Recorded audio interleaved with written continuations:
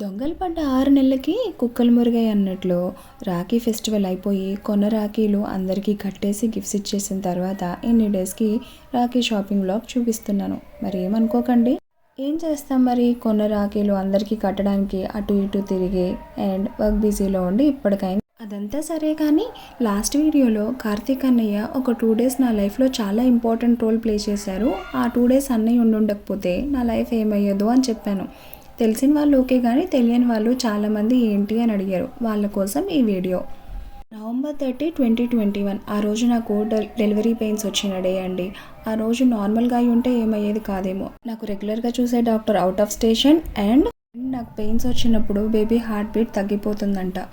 ఆ రోజు అన్నయ్య ఉండకపోతే, కరెక్ట్ టైంకి అటు ఇటు తిప్పు ఉండకపోతే ఏమయ్యేదో. అందుకే అంత ఇంపార్టెంట్ అని చెప్పాను. May 7, 2024 కొంచెం అది కూడా అలాంటి రోజేనండి. ఆ రోజు బాగా వర్షం అండ్ శ్యామ్కి యాక్సిడెంట్ అయింది.